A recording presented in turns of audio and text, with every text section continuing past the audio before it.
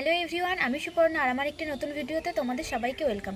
তো আমি আজকে করব কাঁচা মিঠে আম মাখা। আর আমাদের বাড়িতে তো কাঁচা মিঠে গাছ আছে, তো সেখান থেকে আমি আর মা মিলে আম পেড়ে নিলাম।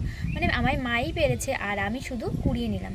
তো তারপর সেই আমগুলোকে ভালো করে ধুয়ে নিলাম। আর হ্যাঁ, প্রথমে ছুরি দিয়ে কাটতে চেয়েছিলাম, কিন্তু সেটা দিয়ে কাটতে পারিনি বলে মা আমাকে বটি দিয়ে কেটে দিল। আর এইদিকে দেখো, কাটতে কাটতে আমার ভাই তো এসে অর্ধেক খেয়েই নিল। তারপরে আমি কাঁচা মিঠে আমগুলো আজকে সত্যি কথা বলতে আজকে মাখা করিনি, যেহেতু কাঁচা মিঠে আম ছিল তাই লঙ্কা পুড়িয়ে লবণ দিয়ে মেখে নিয়েছিলাম। আর হ্যাঁ, কার কার বাড়িতে কাঁচা মিঠে আম গাছ আছে অবশ্যই আমাকে কমেন্ট করে জানিও। তো দেখো, আমার আমটা মাখা হয়ে গেছে আর আমি টেস্ট করে নিলাম। আর টেস্ট করে বুঝলাম যে লবণ কম হয়ে গেছে। তো তারপরে একটুখানি লবণ অ্যাড করে নিলাম। আর আমি যখন আম মাখা করছিলাম তখন তো আমি তো জেঠিতে বাড়িতে বসে আম মাখা করছিলাম, তো তখন সবাই ছিল।